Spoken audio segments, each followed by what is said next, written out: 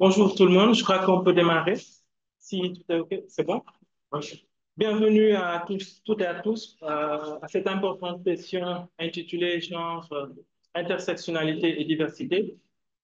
Mon nom est Papa Abdoulaye Dem, je suis coordonnateur du bureau Coalition Plus. Je suis très ravi d'être votre modérateur aujourd'hui. J'aimerais remercier d'abord les organisateurs et l'ensemble des membres du comité scientifique mais aussi l'ensemble des participants, ainsi que notre rapporteur de ce jour, Dr Tidiane Doy, que j'ai suivi depuis le lancement de ces activités et je le remercie également pour ces discussions essentielles qu'il a pu faire. Aujourd'hui, nous allons plonger au cœur des enjeux relatifs aux femmes usagères de drogue, leur vulnérabilité spécifique et la résonance des politiques de santé publique à l'égard de leurs besoins.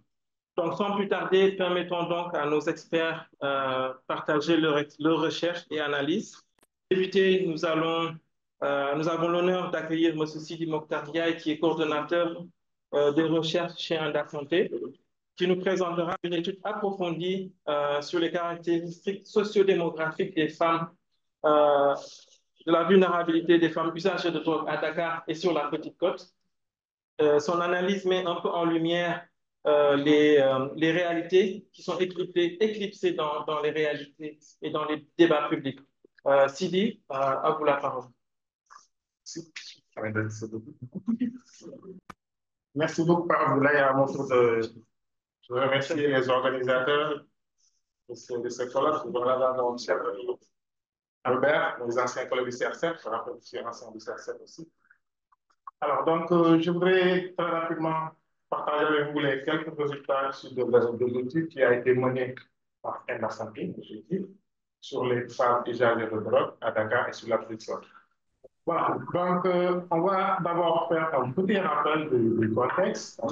C'est en 2011, ça a démarré et à travers l'étude UXEL, on sait tous qu'il y avait confirmé l'existence d'une population de femmes usagères de drogue injectable et qui avait montré que ces femmes, quoique moins nombreuses que les hommes, sont davantage concernées par le VIH. Alors, donc, à partir de 2015, avec le Fonds mondial qui avait permis la mise en place des cellules de réduction de risque, on a beaucoup parlé tout à l'heure, le centre de prise en charge de CPIA a été mis en place et un service mobile aussi d'échange de seringues qui mobilise les c'est un programme de traitement de substance qui a été mis en place. Alors, depuis le début de ce financement du Fonds mondial, notamment dans le cadre des projets pareils aussi, une forte mobilisation des usages de drogue a été observée. Et que cela aboutit à la création de beaucoup d'associations de groupes d'usagers de drogue à Dakar et entre la capitale. Aujourd'hui, la voix des usagers de drogue est de plus en plus et davantage reconnue. Alors, donc, pourtant, ces femmes usagers de drogue sont sous-représentées dans les structures communautaires déjà existantes, notamment ces associations. Et les associations d'usagers de drogue aussi de plus en plus sensibilisées à l'importance de la prise en charge tiennent en compte aussi les questions de genre dans les interventions et les prises de parole, mais les femmes continuent d'occuper des rôles secondaires en ce sens. Alors, de même se pose la question de légitimité de ces associations majoritairement dirigées par des hommes à porter le plaidoyer lié aux besoins spécifiques des femmes usagères de drogue et les questions de santé sexuelle le concernant. Alors, l'idée de la création d'une structure, d'une association, ayant pour but de représenter spécifiquement les femmes usagères de drogue au Sénégal est apparue. Et c'est la raison pour laquelle, après, on a eu un financement dans le cadre d'un projet qu'on appelle Jigem Fuller, qui a notamment été donné par les associations elles-mêmes. Et durant ce projet, il y avait une première activité qui a été prévue, c'est-à-dire de réaliser d'abord une étude sur la vulnérabilité de ces femmes usagères de drogue à Dakar et sur la petite côte, notamment Mbour et la Port. Alors, la question de recherche est qu'à Dakar et dans la petite côte, les usages de drogue présentent-elles une vulnérabilité plus grande face à la drogue comparée aux hommes? Et la première question secondaire était quelles étaient les caractéristiques des usages de drogue à Dakar et sur la petite côte? Mais aussi, est-ce qu'il existe une situation de cumul de ces vulnérabilités liées à la drogue, aux facteurs biologiques des femmes, au genre, au travail du sexe, au VIH, sur ces usages de drogue à Dakar et sur la petite côte? Alors, il s'agit d'une recherche qualitative de type d'activité exploratoire Il s'agit également de dossiers de type engagé. Il reconnaît les compétences de ces femmes-là au sein de l'association qui est basée sur la confiance et le partenariat entre l'association et la santé pour dérouler le projet. Donc, l'étude visait principalement ces femmes de à Dakar et sur la territoire. La méthode d'échantillonnage était dans le domaine qui a été utilisée et deux outils de collecte d'informations ont été utilisés, à savoir une guide d'entretien, mais aussi les entretiens ont été enregistrés sur dictaphone comme toujours et ont été transcrits au format Word avant l'analyse. En termes de résultats, nous allons d'abord partager les quelques caractéristiques de ces femmes-là. Donc, retenez que 50 femmes ont été enquêtées, 30 à Dakar et 20 sur la petite côte. Donc, là, varie entre 21 à 63% avec une moyenne d'âge de 37 ans. Donc, concernant la scolarisation, on a constaté quand même la majorité était scolarisée. Donc 24% avaient le niveau de lycée, 24% ont arrêté au niveau collège et 26% au niveau primaire. Il y a 17% qui n'ont jamais fait l'école, 4,8% quand même étaient diplômés post-bac. Alors la majorité des femmes là étaient divorcées, donc les 49% quand même. Donc la majorité des enquêtes ont également un ou plusieurs enfants au total, soit les parents. Donc, 4 ont eu quand même des expériences d'enfants décédés. Donc, on regarde ici, on récit de cette femme-là. Il disait des enfants, oui, j'en avais, mais il est décédé à l'âge de 3 ans. Et puis encore, lorsque j'avais 13 ans, j'étais une fois enceinte et je ne savais pas que j'ai utilisé de la drogue. Ensuite, j'ai avorté. Et je ne savais pas de ces choses-là. Après, j'ai grandi et j'ai su que j'ai fait des erreurs.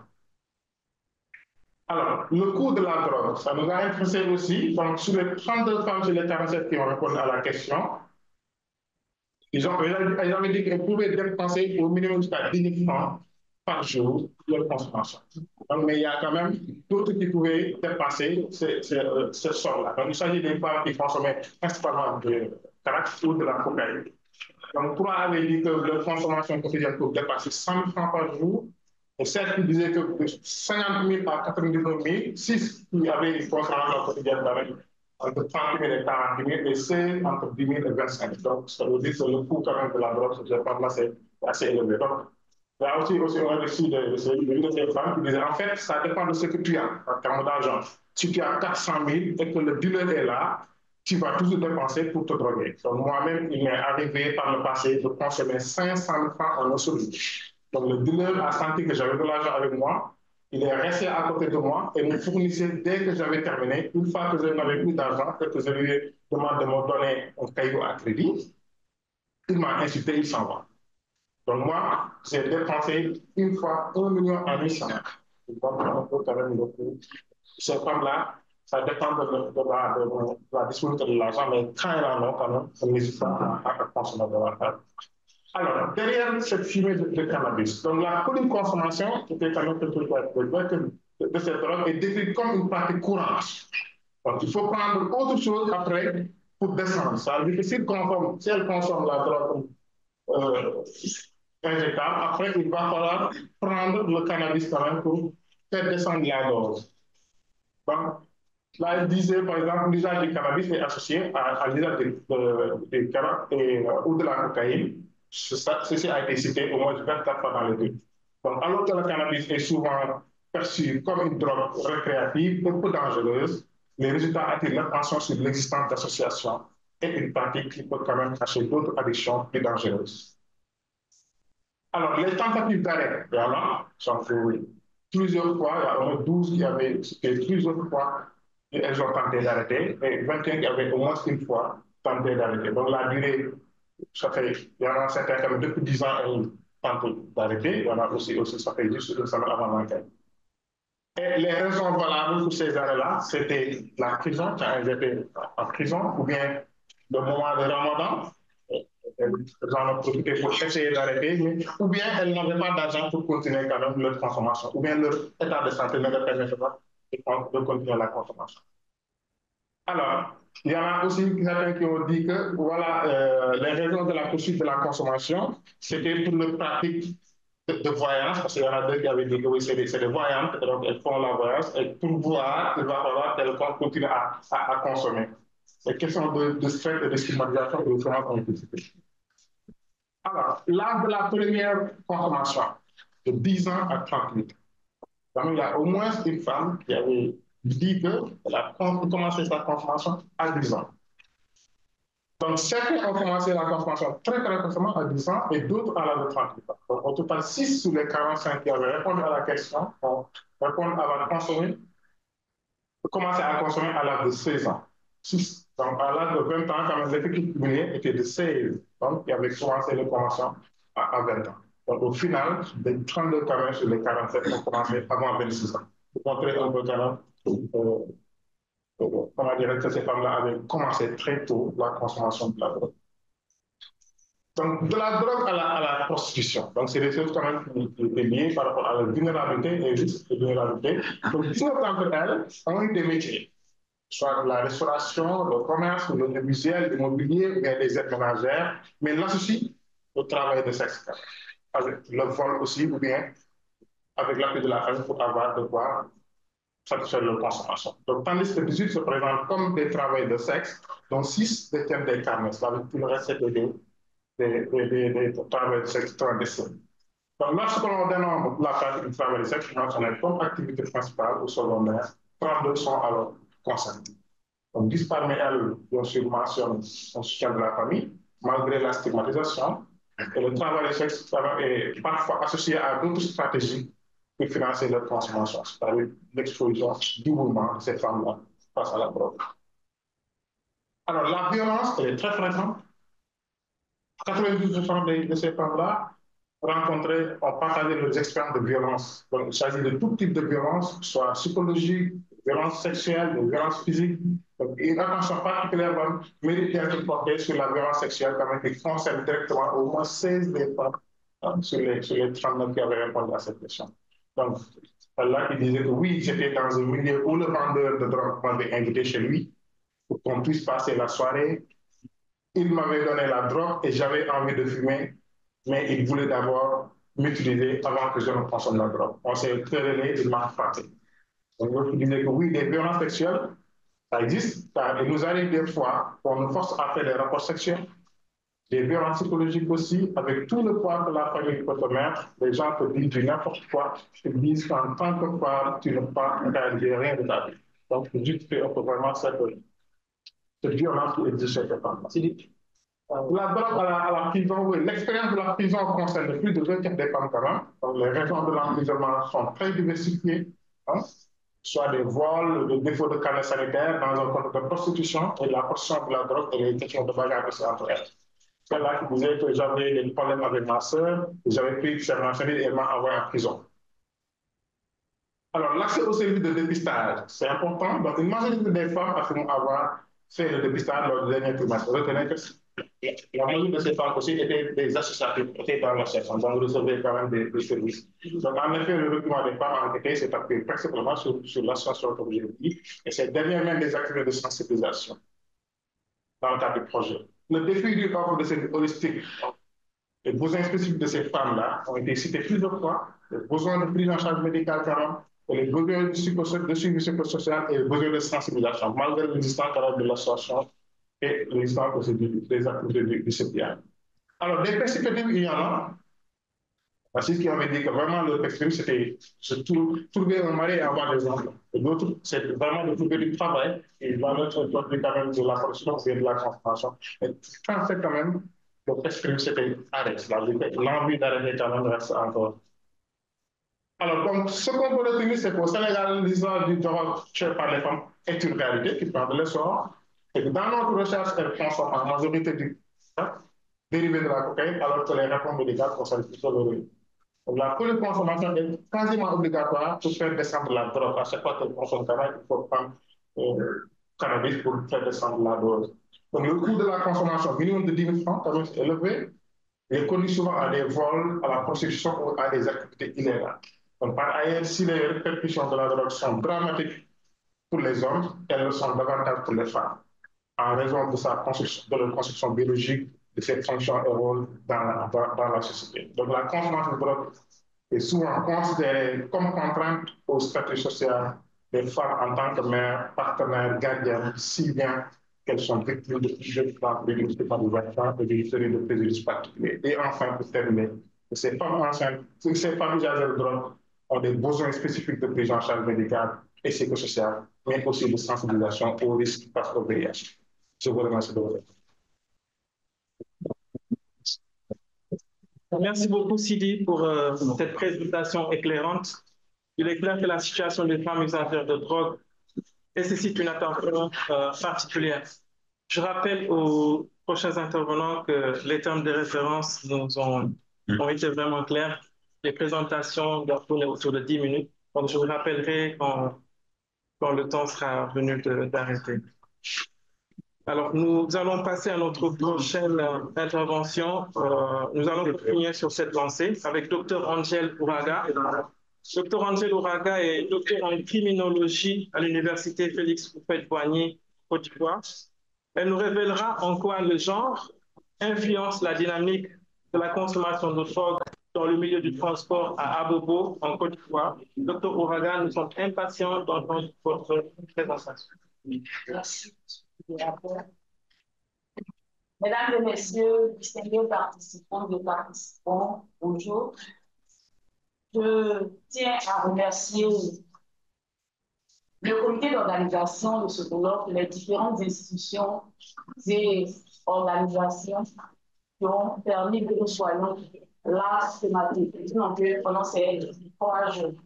Genre et consommation des drogues dans le milieu du transport en commun privé à Abidjan, rôle des femmes et des filles commerçantes.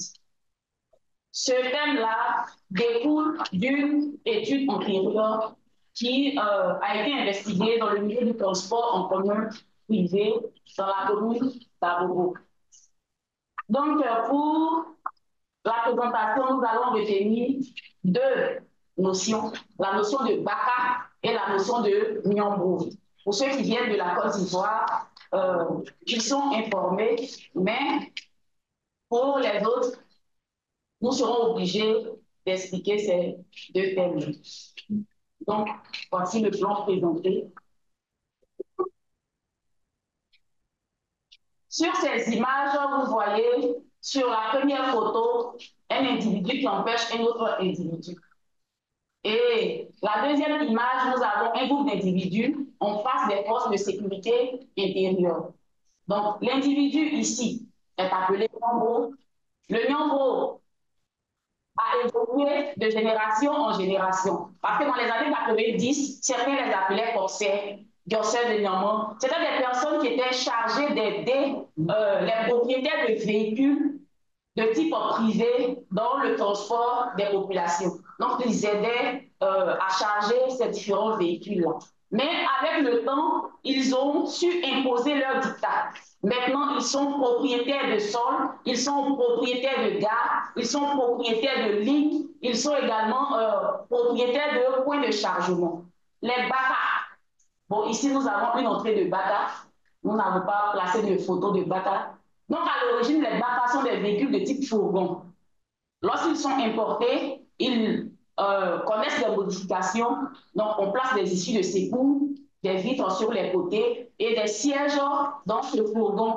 Et ce véhicule permet de transporter des populations, à l'instar des taxis communaux, des VTC, des War et des véhicules de la SOTRA.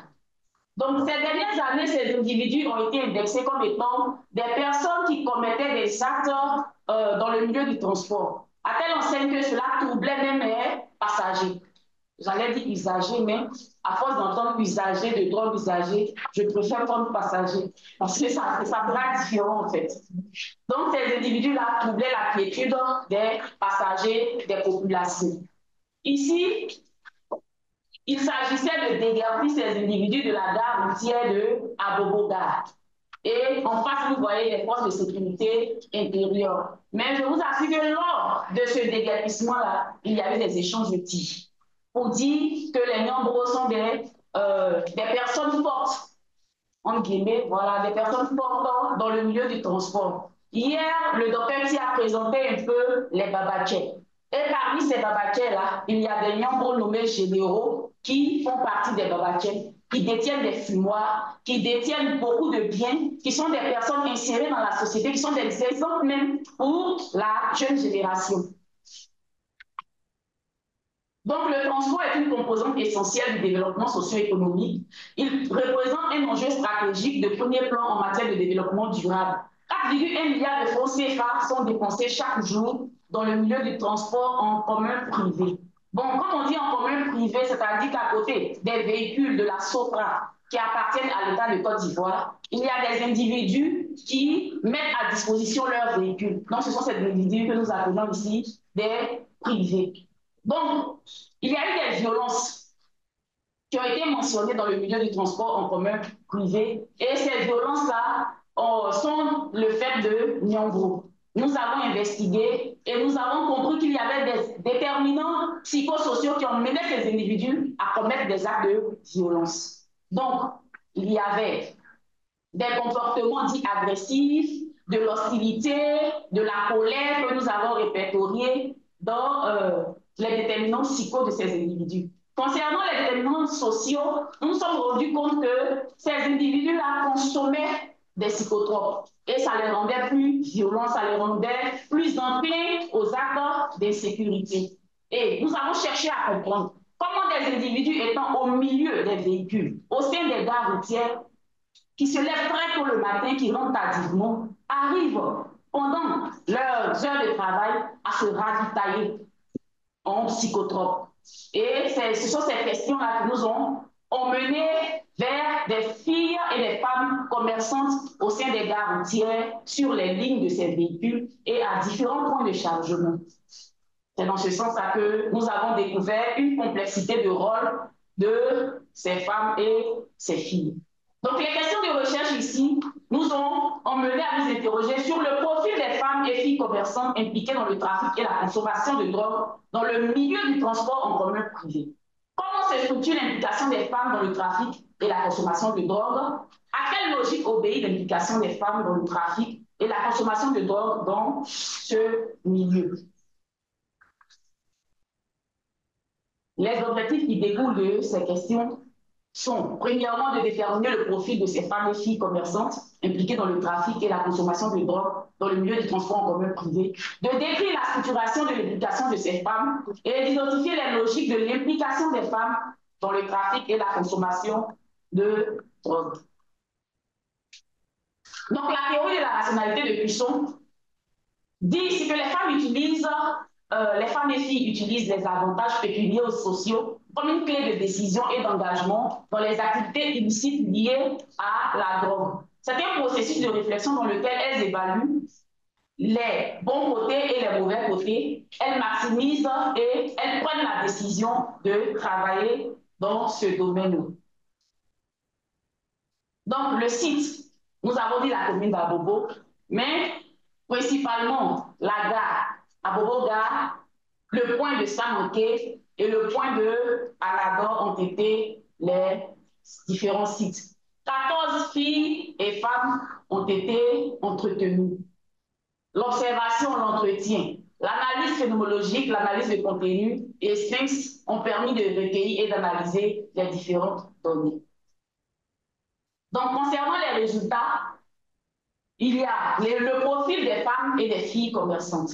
Donc, ces filles-là et ces femmes sont âgées généralement de 12 à plus de 35 ans. Donc, nous avons ressorti 3 tranches.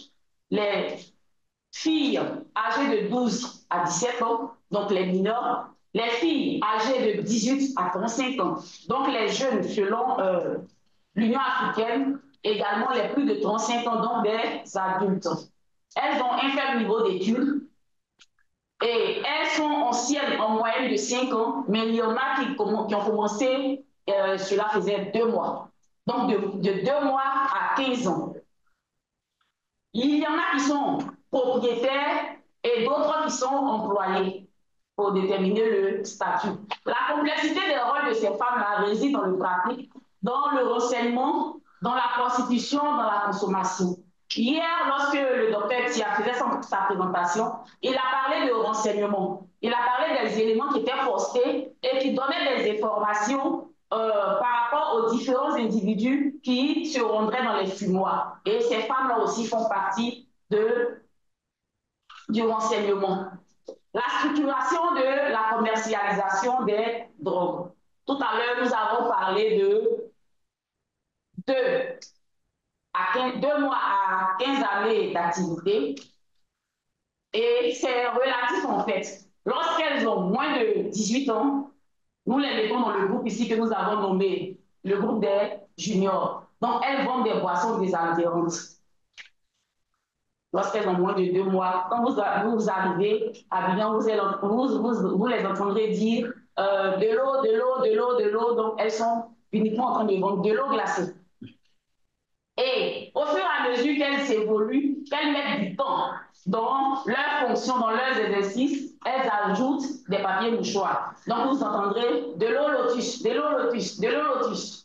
Au fur et à mesure, de l'eau lotus, de l'eau lotus kappa. De l'eau lotus kappa qui sont des boissons énergétiques. Il y en a d'autres qui ne vendent pas d'eau, mais qui vendent uniquement des friandises. Et dernièrement, nous avons appris que dans ces friandises, les bonbons, les chewing-gums, tout ça, il y avait des substances aussi de type psychotrope. Donc, moi-même, peut-être que j'ai consommé fatigué. Donc, après, lorsqu'elles évoluent encore, il y a le tabac qu'elles ajoutent.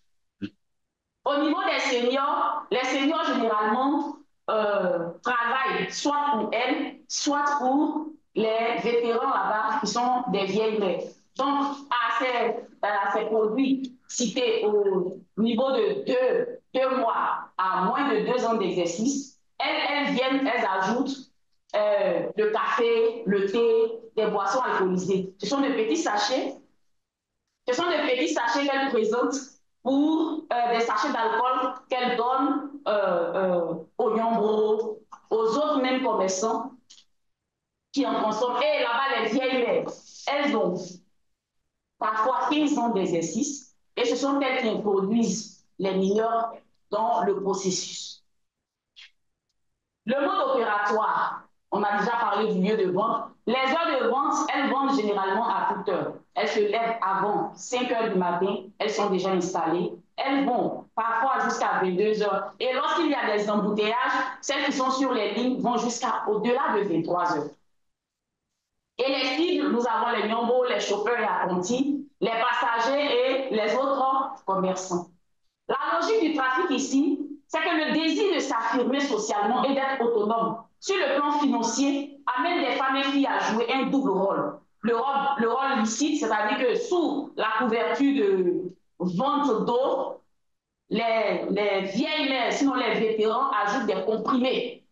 On met ça dans le groupe de comprimés. On dit qu'elles vendent des produits tels que le tramadol. Dernièrement, nous avons vu des vidéos en Côte d'Ivoire qui parlaient du Kadhafi, qui est une association de comprimés et d'autres types de boissons énergétiques pour pouvoir donner une seconde fonction à ces nombres afin d'être endurants, afin d'être forts, afin d'éviter d'avoir honte.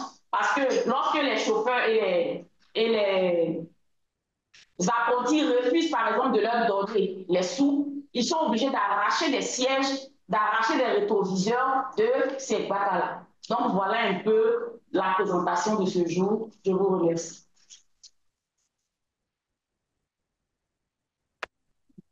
Merci beaucoup, docteur Angel Ouraga, pour cet exposé captivant. Vous avez soulevé des points essentiels concernant l'environnement du transport à Bobo et ses implications. Passons maintenant à Dr Félicien Chang, qui illustrera comment les obstacles à la santé ont été adressés dans le cadre du projet Parole autour de la santé pour améliorer l'accès aux soins usagers de drogue à Abidjan. Dr Félicien Chang est enseignant-chercheur à l'Institut des sciences anthropologiques. Docteur, la parole est à vous. Merci de me donner la parole. Je suis Tia Félicien Yomi, je suis anthropologue. Et là, je viens vous présenter les résultats de notre ONG, qu'on appelle Parole autour de la santé. Parce qu'on est parti du principe que la parole libère, la parole soigne. Donc, il faut parler aux usagers de drogue autour de la santé. Et c'est pour cette raison qu'on a choisi le nom de Parole autour de la santé. Donc là, c'est une équipe dynamique composée d'anciens usagers de drogue, d'usagers de drogue et des jeunes chercheurs en sciences sociales de la santé.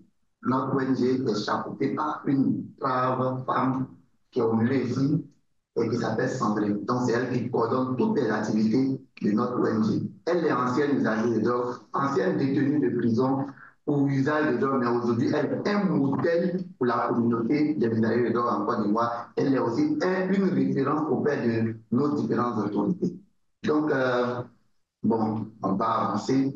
On est parti, ce projet, les résultats que je vous présente sont les résultats d'un projet qui a été financé par SIDAction. On avait fait le constat que les femmes usagères de drogue vivaient une vulnérabilité sociale et sanitaire du fait de l'absence de propositions adaptées de notre système de santé à leur profil. Généralement, quand tu es usagère de drogue, tu es usagère de drogue, c'est le même dispositif, alors que les femmes sont spécifiques en leur genre. Donc, ces constats-là nous ont permis de savoir aussi elles sont victimes de stigmatisation, de discrimination, surtout quand elles sont enceintes, parce que généralement, la drogue rime avec la saleté, l'insalubrité. Et donc, quand elles vont dans les centres de santé, les sages-femmes ne sont pas tolérantes envers elles.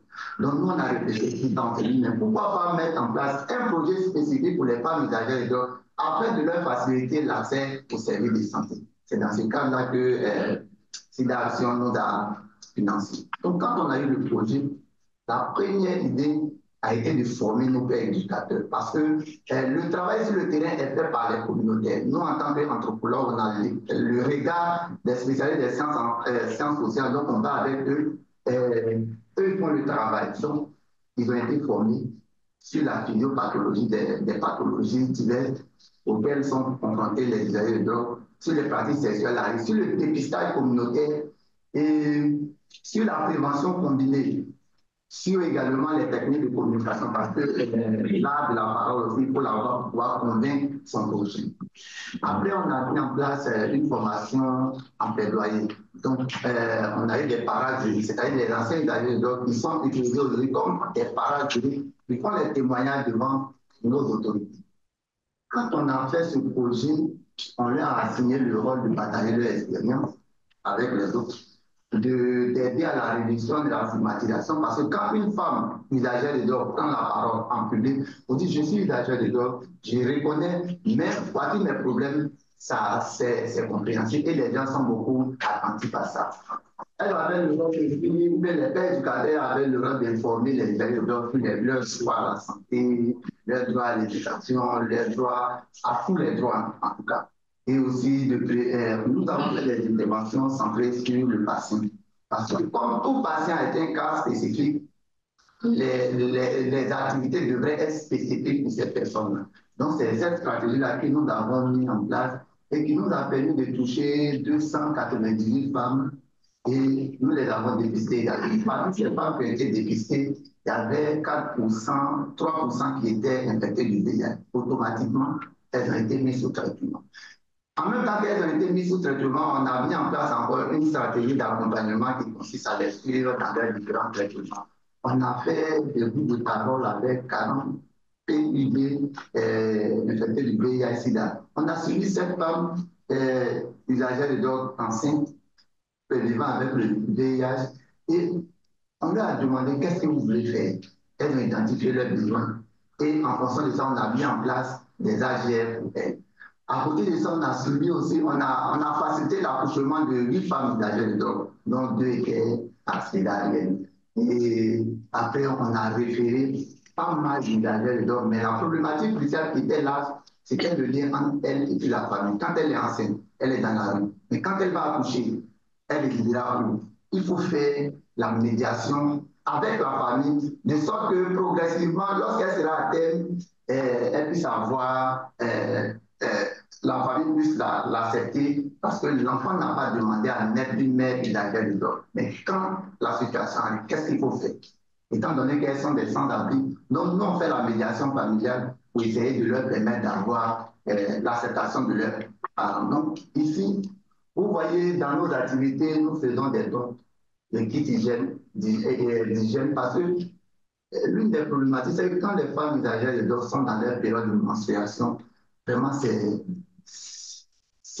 fait pitié. Parce que c'est pas joli à voir. Donc, nous, on a mis en place ce dispositif-là. On leur donne des kits pour leur permettre de passer d'agréables moments pendant cette période-là. Donc, ici, ces photos-là, ce sont les photos d'AGR. Voilà deux enfants qui sont nés d'une mère d'AGR de l'autre. Et après, nous avons cherché un centre d'hébergement parce que celle-là, ses parents n'ont pas voulu l'accepter. Pourquoi? Parce que lorsqu'elle était à la maison, elle avait fait trop de gaffe. L'accepter encore, les parents n'ont pas voulu, malgré la médiation. Donc, ici, on avait mis en place une opération qui consistait aux femmes italiennes de suivre leur CPM. On leur a dit, au terme de tout ce processus-là, la meilleure, celle qui aurait fait tous ces CPM aura un prix. Donc, c'était pendant la fête des mères, on a récompensé la mère usagère de qui avait son carnet à jouer. Donc, ce sont des petites stratégies-là que nous, on fait aussi pour pouvoir les motiver. Donc, ces images-là illustrent tout ce que je viens de dire. Tout ce que je viens de dire. En dépit de tout ce que je viens de dire, elles ont des difficultés. Difficultés à faire leur CPN, à faire vacciner l'enfant, à se nourrir convenablement et à nourrir l'enfant, à avoir une bonne hygiène. Et souvent aussi, on constate des décès post-natals parce qu'elle n'a pas les moyens, la famille ne l'a pas accepté, elle ne sait pas où aller. Bon, vers la fin, c'est l'enfant qui décède ou bien elle abandonne l'enfant. Généralement, à Abidjan, souvent, on dit l'enfant, on a retrouvé un enfant dans la rue. Ce sont les mères qui n'ont pas d'endroit où aller et qui pensent que l'enfant est un poids pour eux, il faut s'en débarrasser. Donc, elles ont toutes ces difficultés-là, elles sont réalisées par la famille. Qu'est-ce que nous, on a fait? On a proposé des solutions. Et ces solutions que nous avons proposées, nous sommes allés vers nos partenaires qui ont bien voulu nous accompagner en mettant à notre disposition un centre d'hébergement qui nous permet aujourd'hui d'accueillir les familles âgées de drogue. Nous avons développé la médiation familiale. Nous les avons aidés à obtenir des produits. Nous avons aussi facilité l'obtention des pièces d'identité parce qu'elles n'ont pas de pièces d'identité. Parce qu'elles sont usagères de drogue, elles ont perdu leurs pièces d'identité parce que quand les forces de l'ordre rentraient dans les fumoirs, c'était la débandade. Il faut se débarrasser de tout ce que tu parles. Et puis quand on rentre, on détruit tout, on brûle tout. Donc quand tu as des pièces là, c'est tout à fait logique que tu perds tout ça. Donc ces difficultés-là nous ont permis de faire des propositions et nous avons les leçons apprises, c'est que le fait que nous, on utilise la péréducation pour aller vers les usagers d'hommes nous permet d'avoir, de travailler dans un environnement où on est accepté. Notre association qui est Parole pour la santé aujourd'hui intervient dans tous les fumeurs de drogue avec légitimité parce que notre cas d'identité, c'est les pères éducateurs, qui sont les anciens usagers de drogue, qui sont reconnus et consommés par la population. Donc aujourd'hui, on est à l'aise quand on va dans les fumeurs de drogue. En conclusion, nous, on dit que la prise en charge des femmes usagers de drogue reste un défi. On sait que beaucoup de choses sont faites en Côte d'Ivoire, il y a eu des améliorations, mais on voudrait bien évidemment que la question des femmes là soit une priorité parmi tant d'autres. Par contre, la santé fait des efforts, est-ce que ce n'est pas mieux de nous accompagner? Donc, quand on vient au colloque, quand on a des opportunités, on fait du plaidoyer pour que nos partenaires puissent nous accompagner. Et c'est dans le cadre de nos plaidoyers que le programme des Nations Unies pour le développement nous accompagne aujourd'hui et SIDA Action nous accompagne. Mesdames et messieurs, c'est sur ces mots-là que je vous dis merci.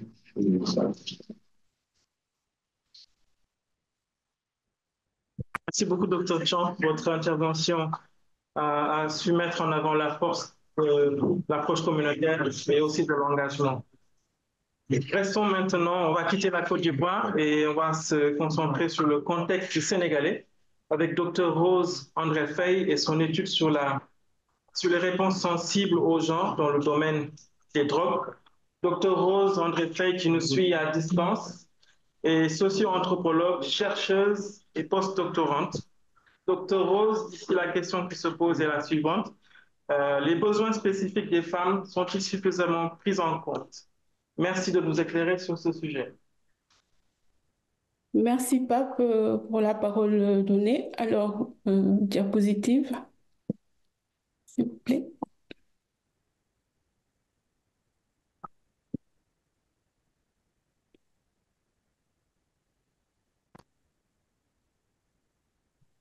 Dans une minute, Rose, le temps que la diapo se mette en place. D'accord.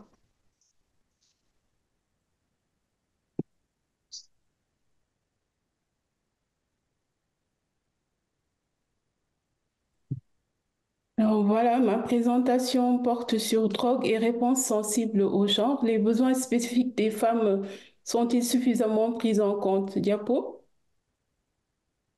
Alors, dans le domaine des politiques des drogues, prendre en compte le facteur genre suppose d'inclure les spécificités des hommes et des femmes, mais aussi des autres catégories de genre, comme les personnes trans, queer, dans les initiatives qui sont proposées. Mais les recherches sur les conditions des femmes montrent qu'il est d'abord nécessaire de se pencher sur leurs particularités, puisqu'elles sont moins nombreuses dans la part des services de réduction des risques. En Afrique, elle représente entre 10 et 20%. Et ensuite, à cela s'ajoutent des facteurs de vulnérabilité spécifiques sur le plan social et sanitaire dont ont parlé les collègues dans leur présentation, la stigmatisation, les pathologies infectieuses, la précarité relationnelle et affective. Alors, pour répondre à un intérêt académique de produire des connaissances sur les expériences des femmes, mais aussi pour répondre à la question opérationnelle des acteurs sur comment les services peuvent s'adapter aux spécificités des femmes, j'ai développé une thèse en sociologie et en anthropologie qui a été soutenue à l'Université Cheikh Anta Diop en 2022. Slide. Alors, au Sénégal, après plus de 5 ans d'intégration des politiques des RDR, les femmes sont toujours minoritaires et elles trouvent souvent que leurs besoins spécifiques ne sont pas pris en compte ni reconnus. Par ailleurs, dans le domaine de la santé publique et du développement, les interventions standardisées peuvent être inadaptées au contexte réel des formations sanitaires. Donc, l'objectif de cette présentation est de décrire et d'analyser la mise en œuvre des politiques de RDR sensibles au genre, les avancées et les limites qui apparaissent. Diapo. Donc, c'est une enquête qualitative, comme je l'ai dit dans ma présentation précédente, avec un recueil de biographies de femmes, mais aussi nous avons interrogé d'autres catégories, les hommes usagers de drogue, mais aussi nous avons fait des entretiens avec les acteurs de la RDR. Les entretiens ont été enregistrés en Wolof ou en français, retranscrits puis anonymisés et nettoyés. Alors, les résultats des obstacles personnels et contextuels différenciés par rapport à l'accès aux services ont été identifiés et par les hommes et par les femmes. Tout d'abord, on a des femmes qui ont souvent parlé de la peur de la stigmatisation. Elles ont décrit des contraintes qui sont liées à l'offre du CEPIAD, mais aussi à la parentalité, mais notamment à la peur de se dévoiler en allant dans le dispositif. Tandis que les hommes, ils ont surtout parlé des rumeurs autour de la méthadone et de l'efficacité et de ses effets secondaires, notamment sur la libido, dont on a largement discuté hier, mais aussi des choix des médiateurs qui sont considérés comme étant un peu âgés et qui ne connaissent pas forcément les nouvelles consommations ni les nouvelles scènes de drogue. Slide.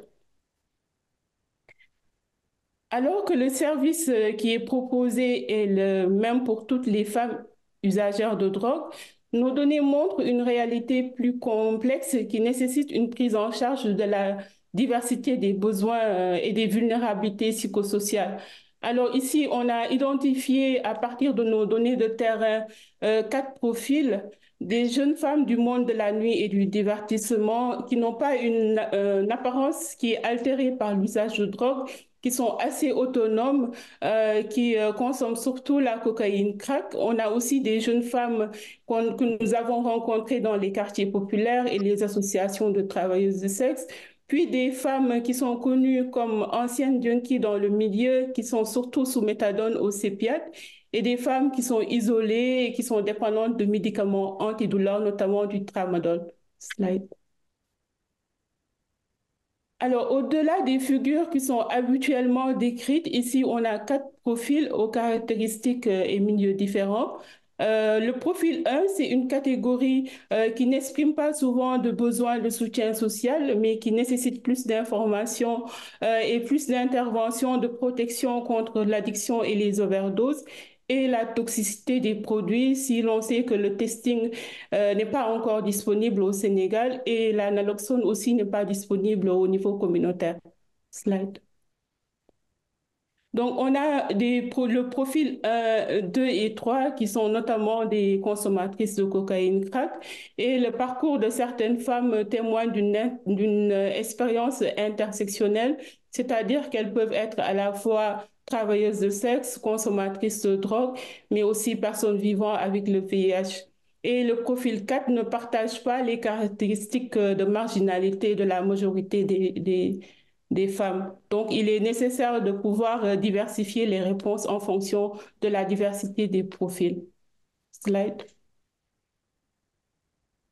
Alors, on a ici un dispositif qui essaie de répondre aux besoins des femmes, un dispositif qui est cohérent mais fragile. Je ne reviendrai pas aussi sur ce que chaque ONG propose. Ils en ont largement parlé. Le CEPIAD, l'ENDA Santé, l'ANCS et le CILD qui sont soutenus par des organismes internationaux. Et cette approche de prise en charge intégrée reconnaît l'impact des inégalités de genre. Et la plupart de ces acteurs ont inscrit la problématique du genre dans les documents stratégiques et politiques. Cependant, la notion d'intersectionnalité qui combine à la fois la vulnérabilité sociale et la vulnérabilité de genre est assez prise en compte. Donc, il y a toujours cette difficulté à mobiliser les femmes et à développer des activités dans un contexte de mixité. Slide. Donc, on a d'abord une approche qui est spécifique aux femmes, au CEPIAD avec les consultations gynécologiques qui ont été proposées, mais aussi des groupes de parole qui ont été menés dans le cadre du projet Atlas, puis le CILD qui tente de mettre des femmes dans les équipes, notamment de la police, pour pouvoir faire des fouilles. Slide. Ensuite, on a des journées annuelles femmes et drogue, une journée annuelle qui a été organisée par le CILD lors de l'édition de la Semaine nationale de sensibilisation sur les drogues en 2019 et des journées organisées par le CEPIAD soutenu par l'ONU-SIDA. Et pendant ces journées, le CEPIAD a proposé des consultations, des causeries, des dépistages. Alors, les limites qui apparaissent, c'est surtout la vulnérabilité infectieuse, mais aussi l'absence de prise en charge financière des traitements qui sont proposés et le financement qui est non pérenne pour pouvoir assurer la continuité des activités. Et cette absence de traitement des pathologies dépistées est un problème structurel qui a été largement exploré pour les personnes vivant avec le VIH. Et même si le dépistage est gratuit et c'est susceptible de remettre en question le sens du dépistage de ces pathologies. Slide.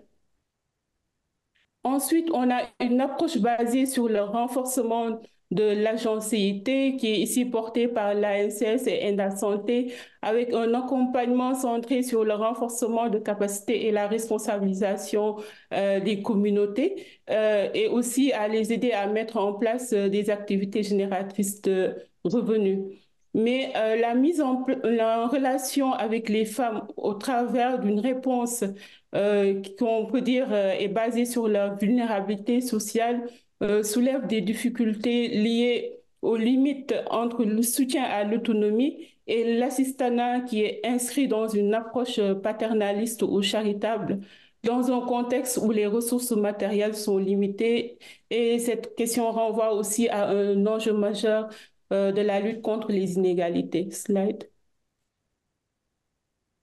Donc, les femmes aussi qui sont bien conscientes des limites des acteurs se sont mobilisées pour en portant un plaidoyer pour dénoncer le peu de pouvoir et le peu de parole qui leur a été accordé dans les associations existantes largement dominées par les hommes.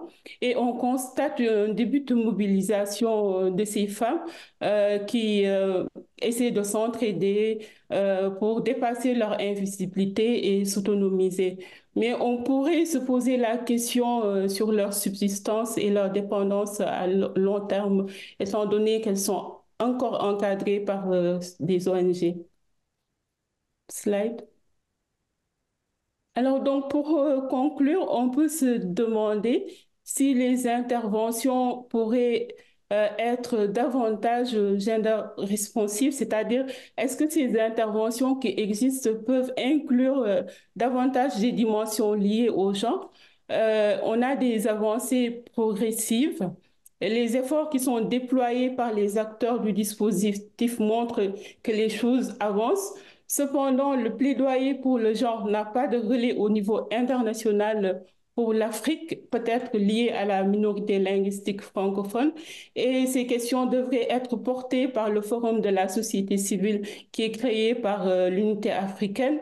Et on voit que les aspects qui sont liés au genre dans les programmes de RDR continuent à se focaliser sur les consommatrices de drogue injectables. Donc, ces interventions sont en partie aveugles au genre et en partie focus sur le VIH. Et on devrait pouvoir prendre en compte la diversité du genre et l'intersectionnalité des femmes. Donc, ces initiatives sont aussi peu gender responsives car elles ne permettent pas une réadaptation à long cours pour toutes les personnes usagères de drogue, étant donné les problèmes de durabilité des financements. Slide. Donc, nos résultats montrent la nécessité de passer d'une approche qui est centrée sur un modèle masculin à une approche qui considère aussi bien les besoins des femmes et des hommes, puis à une approche qui considère les relations entre hommes et femmes, étant donné que dans les résultats, on voit aussi que les hommes expriment des besoins qui sont liés aux effets du traitement méthadone sur la sexualité, et alors qu'il n'existe pas d'initiative en santé sexuelle s'adressant aux couples ou pouvant donner des informations sur plusieurs dimensions de la sexualité. Il est également nécessaire d'ouvrir les services en tenant compte de la diversité des profils des femmes et en répondant à leurs besoins spécifiques, mais aussi de mener des recherches supplémentaires sur l'autonomisation des communautés pour adapter des interventions et mobiliser des financements dans des approches plus efficaces. Je vous remercie de votre aimable attention. Merci beaucoup, Dr. Rose André-Fey. Merci infiniment pour votre exposé riche en enseignements. En approfondissant maintenant cette thématique, nous allons accueillir Dr. Francesca Mininel, Dr. Francesca est chercheuse affiliée à l'Institut Paolo Calmette à Marseille. Elle travaille aussi au CESTIM, un laboratoire interdisciplinaire qui mêle sciences économiques et sociales à l'analyse des données médicales. Dr. Francesca nous parlera de l'usage féminin des aphrodisiaques au Togo et au Ghana, explorant ainsi une autre facette de la consommation de substances. Docteur.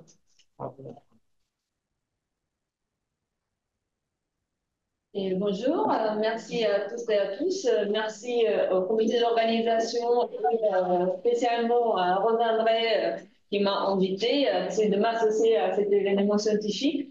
Même si la recherche ne porte pas directement sur l'usage de la consommation de drogue. Et je remercie aussi Gauthier, je remercie Alice Desclos. Je suis très heureuse d'être là. Alors, ma présentation d'aujourd'hui porte sur une recherche, en fait. Je présente des résultats issus d'une recherche qui aborde le sujet de l'usage des aphrodisiaques féminins au Togo et au Ghana. Alors, j'ai essayé justement de problématiser cet objet sous l'angle de la consommation sexualisée des substances, d'autant plus que ces produits sont vendus souvent avec d'autres médicaments, comme on l'a vu dans la présentation de la collègue. peuvent s'inscrire dans un cadre de consommation sexualisée et de rapports sexuels sous l'usage de substances.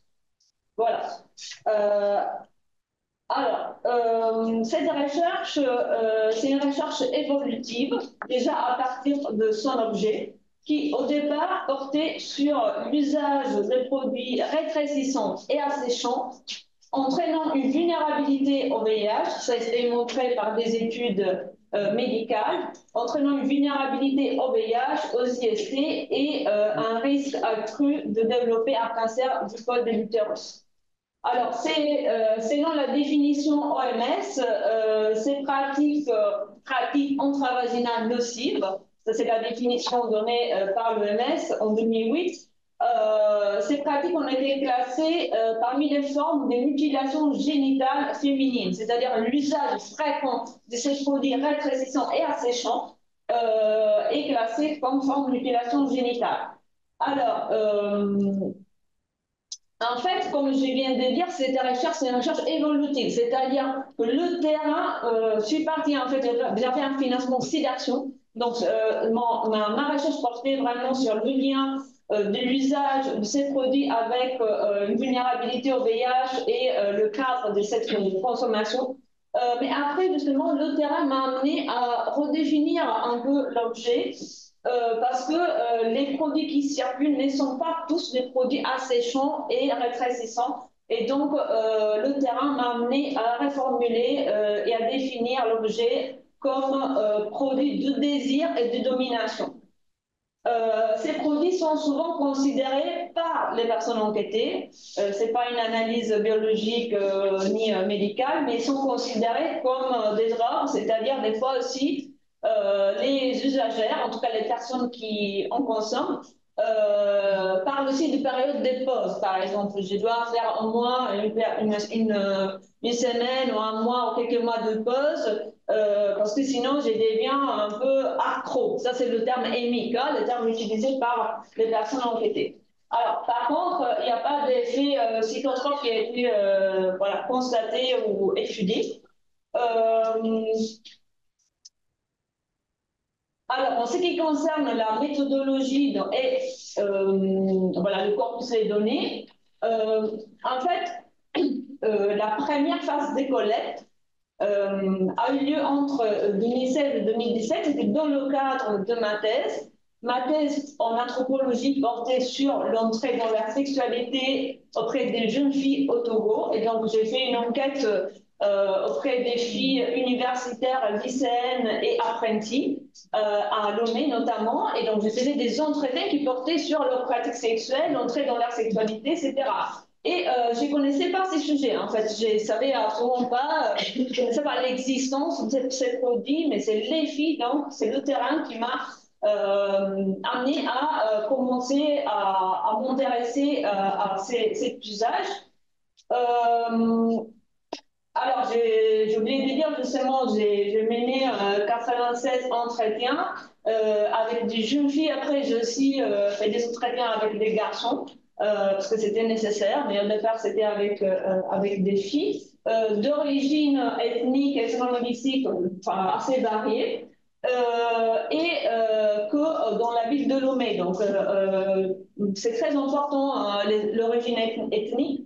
Et après, j'expliquerai pourquoi. Alors, après, donc, j'ai décidé de mener aussi des observations par immersion dans les marchés. Donc, je suis allée dans les marchés de Lomé, Caras, Fodé notamment, et j'ai commencé à identifier les vendeuses et, enfin, pas des entretiens parce que pour des questions éthiques de consentement, donc je n'ai pas enregistré des conversations, mais j'ai fait des observations, j'ai acheté, j'ai recensé des produits, notamment j'ai 107 produits recensés par origine, etc.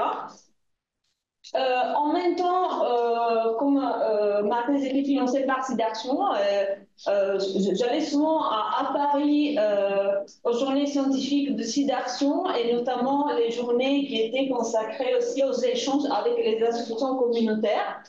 Et en échangeant et en collaborant avec des associations des femmes migrantes, ces femmes travaillent notamment avec les travailleuses du sexe, mais pas que. Voilà, en fait, on a commencé à travailler ensemble sur le sujet. J'ai découvert que elles, notamment, je veux aussi remercier l'association Marie-Madeleine, Laura Cabal-Villade et, j'ai oublié de l'écrire, Ika Mbere, qui a produit un document très important qui s'appelle Pratique à risque et santé sexuelle chez les femmes migrantes d'Afrique subsaharienne. C'est des femmes d'origine africaine et elles-mêmes ont produit voilà, ces livrets de sensibilisation. Elles mènent des séances de sensibilisation dans les quartiers auprès des personnes concernées. Donc en fait, je me suis rendu compte de l'importance du sujet, de l'ampleur du phénomène et de la nécessité aussi de prendre en charge ces aspects dans les politiques et les pratiques de prévention des risques. Voilà. Après, j'ai pu faire 2 missions de longue durée au Togo et au Ghana, notamment Accra, Lomé et Sokodé, en voilà, 2021-2022. Et j'ai mené des observations encore dans les marchés. Alors, l'idée étant de mettre en place un partenariat de recherche avec les universités africaines. Alors, ça n'a pas été finalisé, donc je suis là aussi pour ça, pour dire que si quelqu'un veut prendre le relais, je pense que c'est un sujet qui pourrait être intéressant. Hein. Moi, malheureusement, je ne peux plus voilà, continuer à travailler sur le sujet, mais je trouve que ça pourrait donner des pistes. Et en fait, on avait mis en place un partenariat avec l'Université de Kara, l'Université de Lomé et l'Université de Accra, pour un projet de recherche multisitué sur la consommation, l'usage de ces produits et qui pourrait quand même fournir un éclairage sur les pratiques sexuelles des femmes. Alors, j'ai essayé de catégoriser en fait j'ai essayé un peu d'analyser la diversité des produits selon des catégories. Donc, d'abord, les circuits de vente. On a du circuit de vente, les substances phytothérapiques officielles, entre guillemets, disons entre guillemets légales, vendues par les tradipraticiens, les tradithérapeutes locaux et ouest-africains dans des cabinets de consultation atypiques, les tradithérapeutes typiques, et circulant aussi dans les foires officielles. On peut voir ça dans la foire, par exemple à Lomé, à Cotonou, je pense à Abidjan, etc.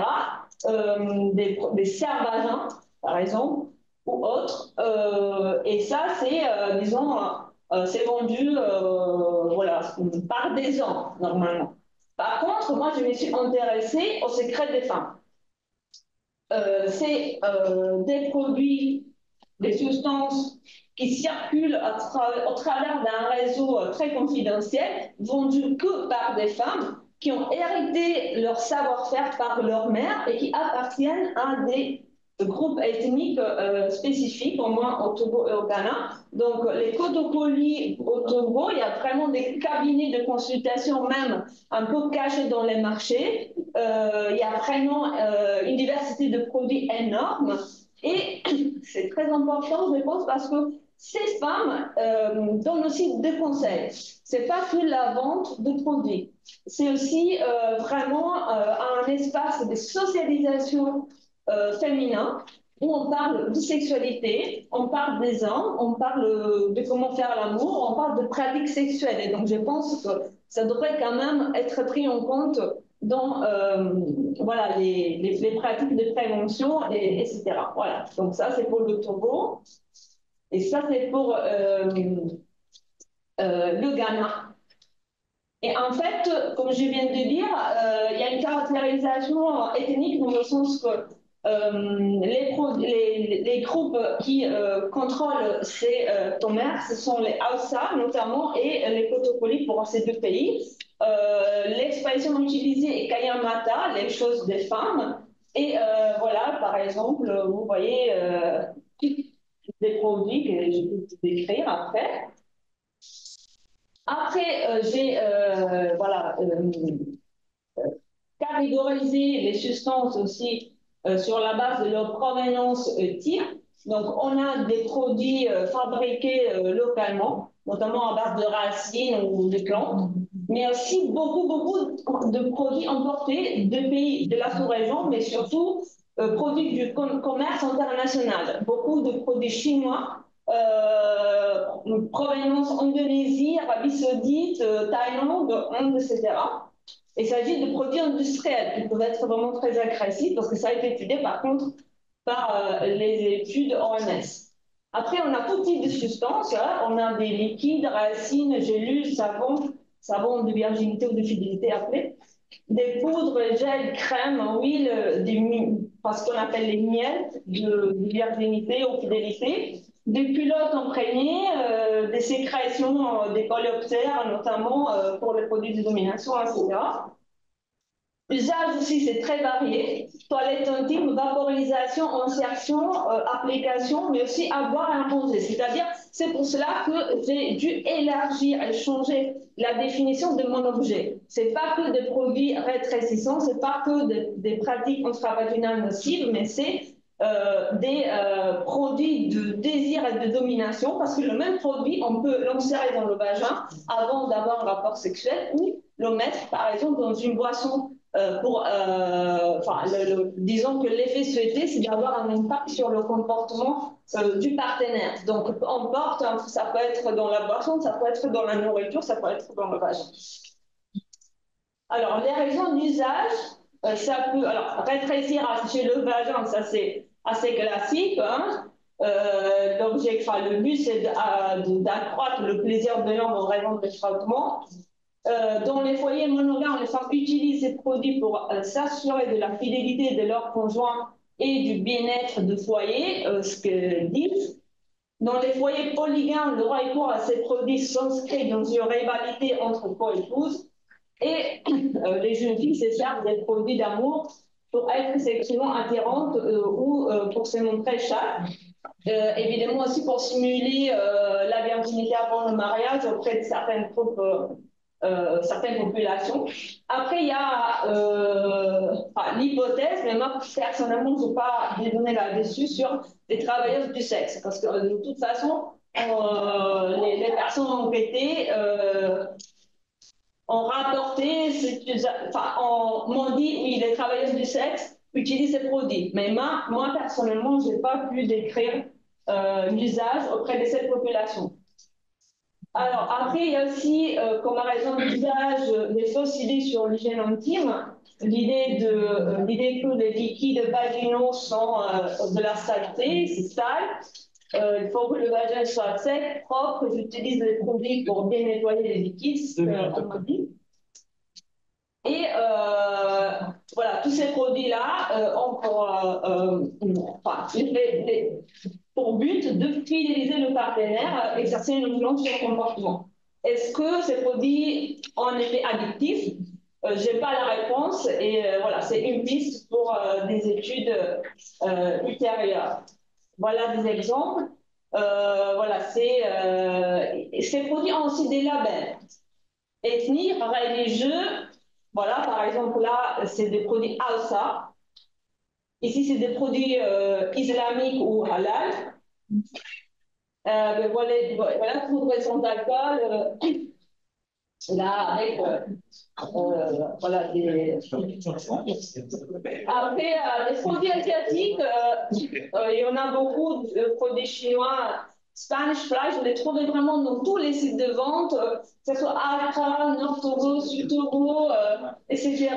Et c'est vraiment un produit à mettre dans le vagin ou dans les boissons, dans la nourriture, pour que l'homme soit dominé. C'est pour cela qu'on appelle produit de domination. Voilà. Ça, c'est par contre un produit très résistant, classique. Hein, et comme je viens de dire, des produits de soumission de l'homme, voilà. Et là, c'est des produits chiens. Ça, c'est très intéressant parce que je l'ai trouvé en anglais et en français, dans des sites vraiment différents, à la frontière burkina et comme à Accra, au milieu urbain. Et c'est le même produit, ça s'appelle produit chien. Et c'est à mettre dans le vagin, justement. Et le dernier, j'entends produit. Chien. Vous voyez, le chien dominant. Pardon, ma prononciation italienne. Il y a justement, en fait, je l'ai repéré vraiment dans plusieurs sites et en anglais-français, c'est-à-dire qu'ils en produisent pour, dans le pays francophone et anglophone, et c'est vraiment très à la mode, voilà. Au moins quand je l'ai mené ma recherche. Après, il y a voilà. Par exemple, vous voyez le caméléon, c'est dans la religion vaudou, c'est Sekbolis, ça fait partie de la famille, disons entre guillemets, de Mamiwata, de Mamigdan. C'est un esprit vaudou. Et il y a aussi justement des produits qu'on appelle produits vaudou, qui sont liés à l'esprit Mamiwata. Je ne veux pas trop fournir de détails. S'il y a des questions, je vais répondre, parce que les femmes qui utilisent ces produits sont fortement stigmatisées dans la société parce que l'usage de ces produits sont associés à la sorcellerie. Donc, tout ce qui est esprit, sorcellerie, et aussi, religion traditionnelle, si vous voulez. Alors, pour conclure, j'ai fait aussi une analyse historique. Je n'ai pas le temps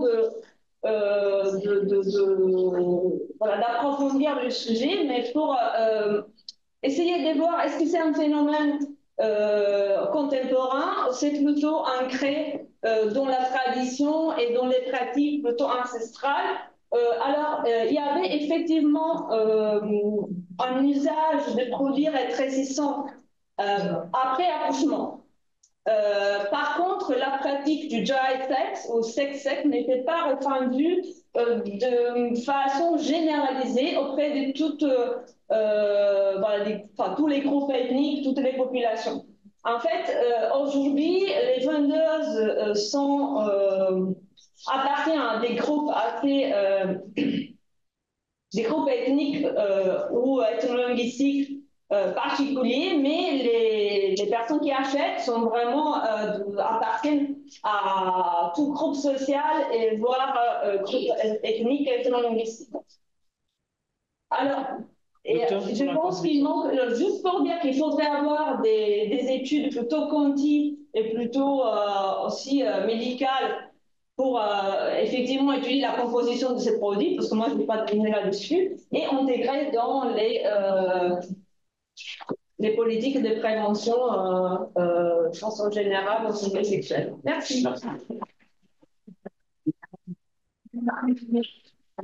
Merci beaucoup. Un grand merci, Dr. Méninel, pour cet exposé enrichissant. Nous allons maintenant entamer la session des questions-réponses. Par contrainte de temps, s'il vous plaît, je voudrais vous demander d'être concis, bref, afin de permettre un échange dynamique et de respecter notre engagement horaire. Pour la première question, oui.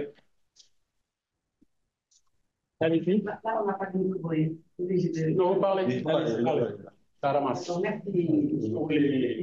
gens. Je vais intervenir. Non, Taramas. J'ai deux petites questions, mais j'ai trois contributions à faire par rapport aux présentations sur les femmes usagères de drogue. La première question au docteur qui a présenté sur l'étude de ENDA, les usagères, parce que c'est M. Ndiaye, docteur Ndiaye du moins, la date de l'étude. Je voulais juste avoir une date de l'étude. Il y a docteur Tia aussi. Excusez-moi si je n'ai pas bien prononcé le nom, je n'ai pu voir, qui a fait une présentation sur les femmes, sur l'ONG autour de la parole, santé autour de la parole. J'ai une question, peut-être que vous vous encadrez des femmes usagères de drogue qui sont en état de grossesse ou bien qui ont accouché. Comment vous avez fait pour la prise en charge médicale? Parce que les femmes usagères de drogue en état de grossesse, il y a une prise en charge médicale particulière. Et aussi bien possible à la naissance, on va mettre des dispositifs pour prendre en charge l'enfant. Je ne sais pas comment vous êtes fait, surtout le traitement PSO. C'est les deux questions. Les contributions, d'abord la première, heureusement que Dr. Rose a bien parlé de la vulnérabilité socio-culturelle des femmes. elle a mis vraiment en interne les aspects de la vulnérabilité sociale. Peut-être pour les, je ne sais pas pour les autres pays, mais au Sénégal, on sait que ça, c'est un facteur bloquant, hein, même pour l'accès aux soins. Parce que les femmes aussi s'identifier comme travailleuses de sexe, peut-être c'est plus facile, mais comme vous avez le droit, on pense qu'ils sont très stigmatisés. Heureusement, elle a bien parlé de la stigmatisation. Parce que nous, au début, je ne parle même pas d'une enquête du Sénat, la pré-enquête, c'était en 2010. Les femmes qu'on a rencontrées sur le terrain, ils s'identifient chez nous comme usagers de drogue. Alors, quelque part, c'est des thèses. Donc, quand on a eu à travailler avec l'ONG AWA, là-bas, ils sont travaillés avec ces femmes. Ces femmes, on les considère comme thèses, mais ils ne peuvent jamais s'identifier comme usagers de drogue. C'est donc en collaboration avec l'ONG qu'on a su que ces femmes portent une casquette. Maintenant, pour donner des exemples sur la vulnérabilité socio-économique, parfois c'est la pauvreté. Hein. Moi, j'ai eu un exemple à la Médina où on s'est retrouvé avec une femme qui faisait des rapports sociaux avec 3 hommes en même temps. Juste dans le milieu de dealer où ils voulaient juste avoir de la preuve. Et on savait que les 2 hommes étaient VIH+. Sur les comptes, on avait testé. C'était des gens qui étaient VIH+. Avec une autre personne et la dame qui faisait des rapports sexuels. Donc, vous imaginez un peu le délai de transmission du VIH. Et finalement, la femme même avait le VIH aussi. Notre vulnérabilité économique, nous, durant la crise, on s'est rendu compte que les personnes qui consommaient la cocaïne, c'était des femmes, en grande majorité. Et le lien qu'on s'était dit, on s'était dit que peut-être que les femmes avaient plus d'argent. Et c'est au fil des années qu'on s'est rendu compte que c'est à cause du travail du sexe. Le travail du sexe, c'est à la consommation de drogue. Parce que ce qu'ils nous disent sur le terrain, c'est que quand ils consomment la paye, les femmes pour faire plusieurs rapports sexuels avoir plus d'argent. Et le malheur est que tout cet argent aussi est encore consommé à notre temps. Donc ça, c'est un phénomène qu'on retrouve aussi bien à Dakar, Cambo et dans les villes touristiques. Merci beaucoup, docteur. Je crois qu'on va laisser aussi les autres. Juste un partage aussi sur une expérience qu'on a vécue à Cambo avec une femme qui a de drogue. Quand on parle surtout de violence psychologique, elle nous disait qu'elle a eu un enfant.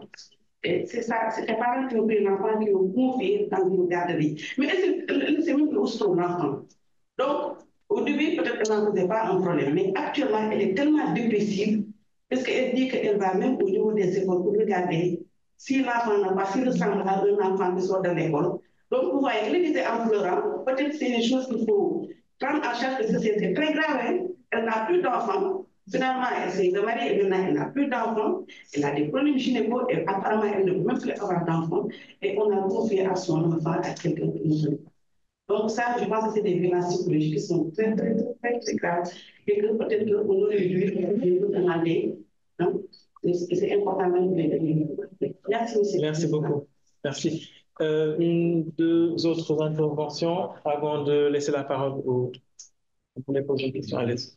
D'accord, merci beaucoup pour la parole donnée. Le nom c'est Abdoulaye Ndoye, étudiant en master de sociologie à l'UQAR et participant et membre du comité d'organisation.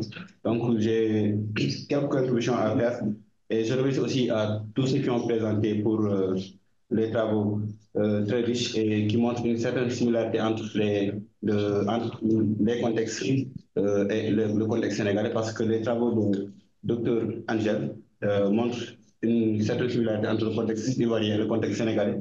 Parce qu'aussi, ici au Sénégal, les travaux de Ismaël Cissé et Abdoulaye Touré le montrent en 2015, ici dans 2 communautés, autant pour moi, chez les Safi, qui sont des Séreux, ils concevaient la consommation de drogue comme étant un moyen pour être efficace dans le travail. Et, si et aussi la communauté des manuels, qui sont une communauté qui travaille dans le domaine du transport, eux aussi ils utilisaient de la drogue et ils consommaient la drogue et la consommation de la viande comme étant un moyen pour être efficace dans le travail. Et elle a aussi montré le lien qui existe entre la consommation de drogue et la sexualité, autant pour moi, et la violence. Parce qu'ici, au Sénégal, les jeunes qu'on a interrogés dans la banlieue disent utiliser certaines substances pour pouvoir s'adonner facilement à la violence lors des matchs de métal. Et souvent ici, ils font le 15, c'est-à-dire ils utilisent le diluant pour pouvoir pour pouvoir agresser ou bien s'adonner facilement à la violence. Merci. Et Merci beaucoup, Abdoulaye. On a d'autres interventions. Je vais déjà laisser un premier tour de réponse à Sidi qui a été interpellé, mais ainsi que Dr Chan, avant de laisser nos autres collègues et participants poser leurs questions. Sidi, par rapport à l'étude. La date, oui, merci beaucoup, Abdoulaye. Madame, la date de l'étude, c'était 2022-2023. On a eu l'accord éthique en octobre 2022. Donc, l'enquête et les analyses jusqu'en 2023. C'est au mois de décembre passé qu'on a fait la restitution avec l'association. Ça a été présenté à AFA et tout récemment à l'INCRES aussi. C'est la troisième fois. Merci beaucoup, Sylvie. Docteur Chan, vous avez été interpellé par rapport au projet. Merci. Merci pour l'attention portée à ma communication. Ce que je peux dire, c'est qu'en l'état de nos activités, nous travaillons avec les grosses ONG comme Espace Confiance et Asapsu, qui sont sur le projet de réduction des risques avec les services. Et ces structures-là ont des dispositifs pour les usagers. Donc, quand on identifie un usager de drogue, depuis une usager de drogue en 5 ans, le fumoir, directement, on la réfère vers ces centres-là. Comme dans le cas de notre projet, on avait une ligne budgétaire pour leur prise en charge, automatiquement, quand on les réfère, tout ce qui est soins liés à leur prise en charge, c'est lié pour le prise en charge. Maintenant, quand il y avait une certaine intervention qui allait au-delà de nos capacités, c'est l'ONG qui prenait en charge. Et quand l'enfant naissait, on mettait le médecin traitant, le gynécologue, mettait en place un protocole pour le bébé. Parce que la mère étant usagère de drogue, l'enfant est d'office usagère de drogue.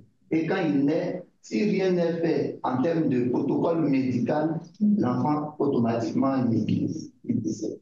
Donc, le médecin met en place un protocole pour pouvoir prendre en charge cet enfant-là. C'est ce qui évite généralement les décès juste après l'accouchement. Mais quand on finit cette période-là et qu'on remet l'enfant à la mère, si elle n'a pas un lieu où aller, elle retourne directement dans le fumoir, qui est une salle de consommation. Donc, nous, on fait un lien en négocier avec la famille, ou bien un centre pour l'héberger. Voilà comment on travaille. Nous, on n'est pas médical, mais il y a des médicaux qui s'occupent de cet aspect. Merci, docteur Chan. Merci beaucoup pour ces éléments de réponse. Monsieur Cyril Batten. Merci beaucoup pour la présentation assez stimulante. Donc, je vais passer directement en question. Elle s'adresse à Dr Kouraja. Voilà, donc vous avez parlé de l'analyse phénoménologique. Donc, on sait bien que c'est basé un peu sur les expériences qui peuvent produire justement des comportements, des pratiques. Donc, j'aimerais que vous reveniez un peu. Est-ce que vous avez des informations sur les expériences de ces catégories de femmes? Parce que vous avez évoqué des seniors, des juniors, etc. Donc, par rapport à leur vente, leur consommation. L'autre question, c'est sur voilà, ce que aussi tout à l'heure le docteur Sidimata a évoqué, parce qu'il y a des femmes qui, à un moment donné, elles peuvent vivre des violences parce que voilà, elles sont des usagères, ou bien elles sont des prostituées. Donc, c'est déjà dans votre cadre, est-ce qu'il y a des seniors ou bien des juniors qui ont fait face à ces formes de violence? Si on prend les enfants, par exemple, qui ont moins de 18 ans, est-ce qu'ils n'ont pas fait face à des cas d'adultes? Donc, est-ce que vous avez poussé la réflexion à ce niveau-là? Merci. On va juste prendre les deux autres dernières interventions, M. Mohamed Diop et... Bonjour, merci à tous les orateurs. Donc, on a assisté à votre présentation. Et ma question va à l'endroit de Dr Angèle, c'est ça. Donc, en fait, vous avez écrit dans votre argumentaire que les psychotropes les rendent violents. Donc, en parlant des niambos, on appelle ici au Sénégal des coxeurs.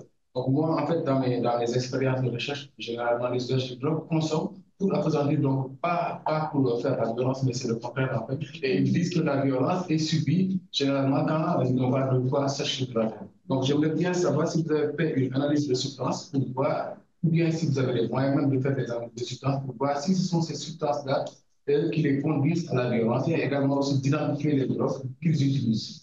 Voilà, merci beaucoup. Merci beaucoup, M. Diop. Une dernière question.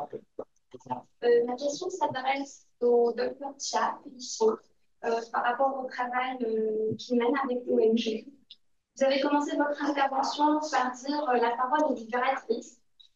J'aimerais ajouter qu'elle peut aussi être très accablante. On a entendu dans votre présentation, elles ont fait beaucoup de gaffes. Un enfant ne demande pas à naître d'une mère usagère de drogue. l'enfant ne demande pas à naître tout court. Les menstruations chez ces femmes ne sont pas avoir. Donc, ma question est, est-ce que vous prenez en considération cette forme de violence psychologique qui peut avoir lieu dans vos interventions avec ces femmes?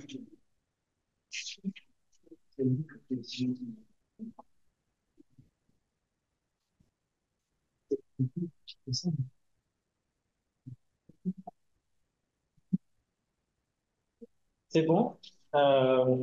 Une question? Une intervention. Allez-y, monsieur. Merci beaucoup. Je voudrais, par rapport à Dr. Francesca, ça, absolument. Elle disait tout à l'heure que non, je ne suis pas en train de parler des drogues. Je suis biologiste, je suis professeur de biologie. C'est pour cela que j'interviens pour vous dire que la drogue, qu'est-ce que c'est? Chez nous, la drogue, c'est toute substance. Elle peut être une substance chimique, elle peut être biochimique, et elle est soit naturelle, le cas du cannabis, elle est soit semi-synthétique, c'est le cas, comme on peut appeler ça, comme les grandes douleurs là. La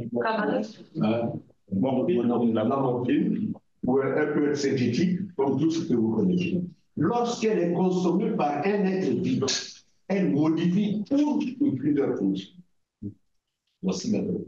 Donc, si la substance qui est consommée modifie les fonctions pour qu'on ait une sexualité beaucoup plus, c'est qu'elle fait une drogue. Voilà pourquoi hier, quelqu'un disait, la drogue, c'est quoi? On est sur la définition, on rentre dans d'autres considérations. Merci. Alors, je laisse Dr Ouraga intervenir par rapport à son interpellation. Ensuite, les autres, Dr Chan, je crois qu'aussi a été interpellé. Dr Ouraga. D'accord, merci à M. Cyril qui a parlé de la terminologie que j'avais utilisée, c'est ça? Ouais. Bien avant lui, il y a M. Dior qui a parlé des similitudes avec une étude qui a été menée en 2015. Bon, après, je vais prendre ces références-là pour pouvoir les citer ailleurs. Et en fait, c'est cette méthode-là qui nous a permis d'échanger avec ces filles et ces femmes, qui a permis d'avoir les différents produits qu'elles vendent, parce que tous les produits ne sont pas exposés en fait. Voilà. Et celles qui sont mineures, qui vendent ces produits-là, elles viennent avec une petite quantité, mais lorsque ça finit, elles s'en vont sur la détaillée. Donc, il a fallu cette méthode-là pour pouvoir appréhender un peu le vide de ces différentes femmes. Voilà. Et une question sur les produits consommés par les Nyong'o, c'est ça? Cyril, c'était tout comme question. Bon, il y avait la question de la vulnérabilité perçue de ces... Vulnérabilité des mineurs. Disons les juniors, parce qu'ils n'ont pas fait face à des services. Dans un contexte où, bon, souvent, quand elles vendent, elles peuvent être menacées, comme on l'a évoqué. Bon, ici, dans ce cas-là, on ne se lève pas comme ça pour aller vendre dans une gare routière ou bien au milieu, dans un lieu de chargement de Baka. Il y a forcément quelqu'un derrière, il y a forcément un parrain, un griffe qui vous envoie dans ce domaine. C'est pourquoi tout à l'heure, lorsque je parlais des vétérans, j'ai dit que ce sont les vieilles mères. Elles ont souvent 15 années d'exercice. Donc, c'est par leur biais que les plus jeunes viennent exercer dans ce milieu-là. Donc, lorsque vous avez affaire à vous voyez la petite, vous avez affaire à elle, mais automatiquement, si elle élève le ton, vous allez voir un groupuscule qui va se former autour de vous. Donc, c'est vous maintenant qui devenez vulnérable. Et au niveau des produits utilisés, c'est ça, monsieur? Rappelez-moi votre nom, s'il vous plaît. Monsieur Mohamed, d'accord. Tout à l'heure, vous avez parlé, j'ai bien aimé l'intervention du professeur, qui a parlé de substances qu'on consomme qui altèrent, qui modifient. Donc, dès l'instant où ces individus-là, en consommant par exemple du body, ils deviennent plus excitants. En consommant du cannabis, ils deviennent plus excitants. Et quand on leur demande, ils disent par exemple que c'est pour ne pas avoir honte. Parce que s'ils ont honte, ils ne vont pas pouvoir frapper l'apprenti ou bien le chauffeur de Baka qui va refuser de donner le montant, par exemple, qu'il demande. Parce que les Nyong'o, en fait, c'est dans l'extorsion de fonds. Voilà. Donc, tous les produits qu'ils consomment, ils le savent. Ils consomment ces produits-là dans le but d'être motivé, de mieux travailler, d'être endurant, de ne pas avoir honte, de ne pas avoir pitié. Quand j'ai entendu ne pas avoir pitié, là, j'ai compris qu'ils sont conscients, en fait, de ce qu'ils font. Parce qu'au départ, je me disais, mais est-ce qu'ils sont conscients? Est-ce qu'ils savent les conséquences? Mais du moment où l'individu vous dit que je prends ça pour être endurant, quand je prends ça, là, je n'ai plus pitié. Ou bien quand je prends ça, je fais comme mon camarade, c'est-à-dire le groupe de paix qui est à côté, qui m'a formé, je fais comme eux. Et quand on fait ça, on travaille mieux. Donc, je me dis que ce sont des drogues. S'il vous plaît, je peux l'appuyer? Oui, allez. Ce que je voudrais dire, on a eu des étudiants qui ont fait des mémoires sur le même système. Et vous l'avez dit tout à l'heure, dans la journée, ils prennent des substances pour monter et ils sont obligés de prendre des substances pour descendre le soir. Forcément, c'est du jasé saignant. La journée sont au cocaïne. Et la cocaïne, vous savez que c'est un excitant. Ça vous permet de courir toute la journée. Même les apprentis Baka, ils sont dans la cocaïne. Des études ivoiriennes. Ils sont dans la cocaïne et toute la journée, vous allez voir, ils vont courir toute la journée. Mais la nuit, il faut dormir. Alors, ils vont se mettre à l'éveil. Donc, c'est l'effet qu'on appelle l'effet des teeter-totter. On monte et on descend. OK? Donc, c'est quand ils sont sous la cocaïne, vous ne pouvez pas les arrêter. Ils deviennent violents. Et la cocaïne est une drogue qui rend violente. Même le cannabis, c'est un certain degré. C'est quand vous continuez que vous plongez. Sinon, à une certaine période, vous êtes violent avec la cocaïne. Et comme elle le dit, le palliatif qu'ils ont donné aussi, c'est le body. C'est le Kadhafi. Ce qu'ils appellent le Kadhafi, c'est quoi? C'est l'association du tramadol avec une boisson alcoolisée énergisante. Et cette boisson alcoolisée énergisante, qui est le body, que j'ai vu analyser au laboratoire, il est écrit sur la boîte 18 degrés. Mais quand je l'ai analysé au spectromètre, il fait 33 degrés. Il fait 33 degrés, non seulement c'est là, il contient du mannitol et du sorbitol, s'il vous plaît. Le mannitol, qu'est-ce que c'est? Le mannitol est une substance qui entraîne les excrétions. Excrétions d'ions. Vous perdez des ions, l'hydrogène, l'oxygène, vous les perdez, donc vous perdez de l'eau et vous avez donc tendance à reboire pour pouvoir remplacer l'eau. Et non seulement comme c'est de l'alcool, vous connaissez que l'alcool, c'est la drogue la plus complexe.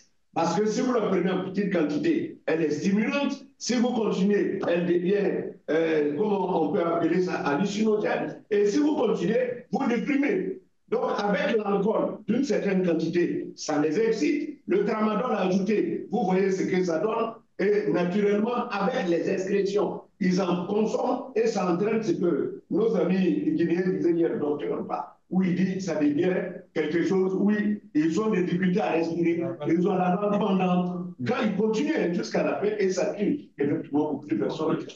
Donc voici l'information que je voudrais. C'est une question? Juste un témoin. Une minute. Oui. La question? Allez-y. Oui. Pour pour quelqu'un d'autre. Non, c'est pour nous seul. Moi, je fais un témoignage. Elle parle de mon quartier. Je suis Gabonais. J'ai été apprenti Baka, j'ai été balanceur. Ah bon? Voilà. Donc, c'est une Ivoirienne. Voilà. C'est un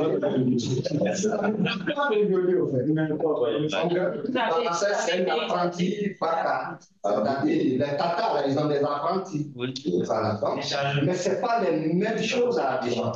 À Abidjan, il faut être très endurant. Parce qu'il y a la bagarre autour. Il faut être très endurant pour chercher les clients.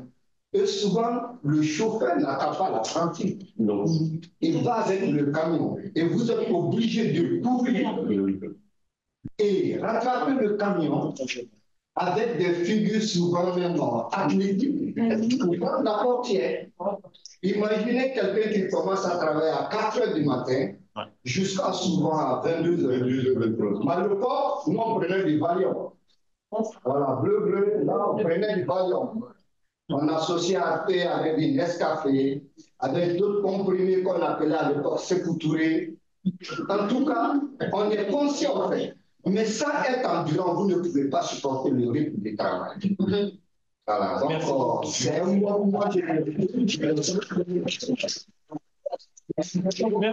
est difficile d'être à vos connaissances sans passer par ça. C'est très difficile. Merci. Merci beaucoup pour ces contributions essentielles. La parole, s'il vous plaît, la parole est à Dr Ouaga pour Dr Chang plutôt. Voilà, pour un droit de réponse. Ok, j'ai été interpellé par rapport à certaines terminologies que j'ai utilisées. Je reconnais que, bon, on reconnaît que la parole libère, mais la parole peut être un blocage à l'avancement de nos activités. Donc, stratégiquement, ce que nous avons fait, c'est qu'on m'a dit sur le terrain. Peut-être en parlant de j'ai dit quand elles sont dans leur période de menstruation, c'était pour décrire un peu la situation sanitaire dans laquelle elles étaient découvertes. Mais techniquement, nos pères éducatrices, parce qu'on a deux catégories, les pères éducateurs et les pères éducateurs.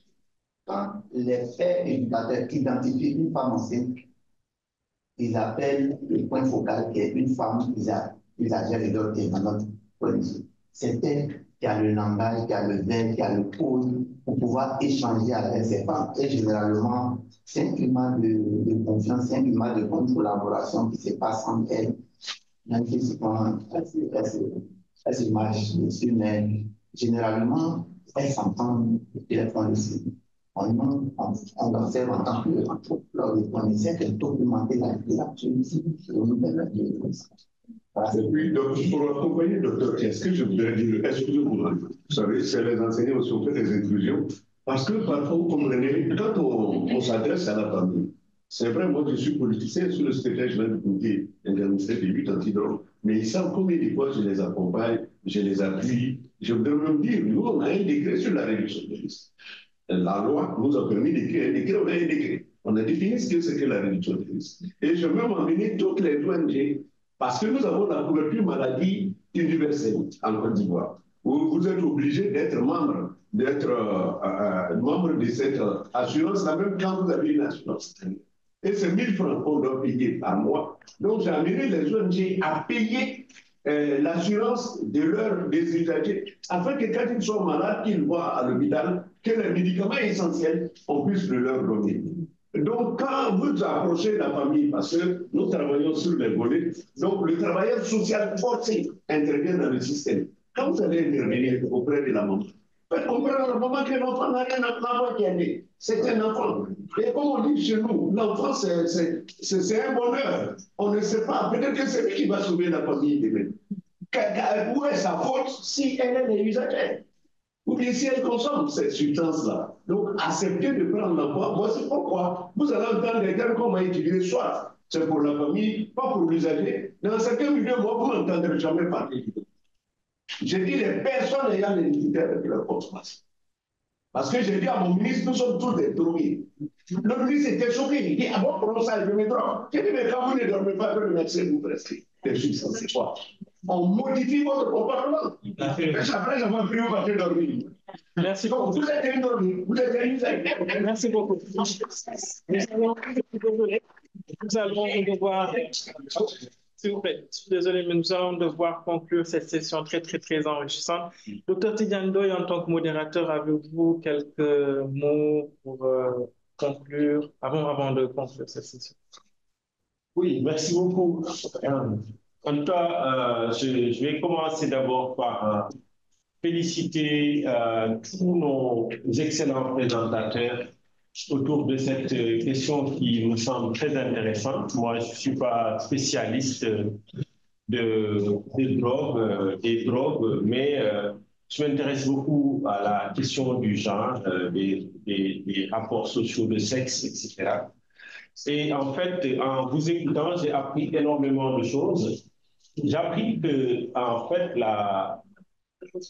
la drogue, comme sur plusieurs présentations, apparaît souvent comme une vulnérabilité, mais après, elle est apparue comme une force, une capacité de domination, hein, et aussi vulnérabilité aussi au plan social qui a besoin d'une réinsertion sociale.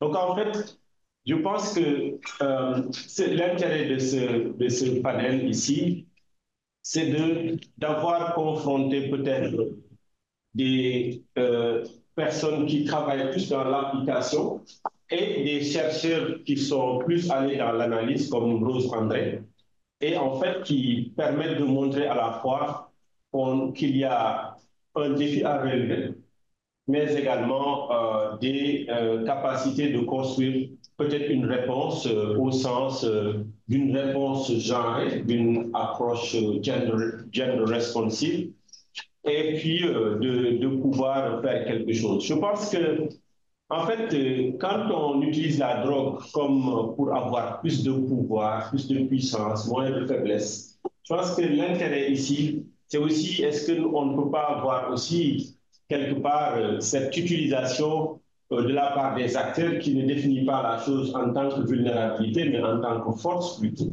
Donc je pense que c'est aussi ça l'intérêt pour nous, scientifiques, de pouvoir adresser des questions comme ça, mais de ne pas seulement s'arrêter à l'analyse, mais aussi d'ouvrir la voie vers plus peut-être de solutions. Et je pense qu'on a ici des pistes intéressantes qu'on pourrait creuser pour en tout cas faire de la RDR quelque chose, une réalité, pour justement répondre à tous ces défis qui se posent en termes de rupture avec sa communauté, rupture avec sa famille, des exclusions multiformes qui se posent aussi bien pour les bébés, mais aussi pour d'autres personnes. Et je pense qu'on a là en tout cas un certain nombre de points très importants qu'on peut à la fois tirer du point de vue scientifique et du point de vue opérationnel. Et donc, ça m'inspire énormément de choses et j'ai beaucoup appris, mais comme le temps est compté, je vais peut-être m'en arrêter là et rendre la parole à notre modérateur. Merci beaucoup. Merci infiniment, docteur Tidjane Ndoye, pour ces mots, ces éclairages sur la complicité des enjeux, mais sur l'ensemble des discussions, des récits que nous avons pu tous écouter.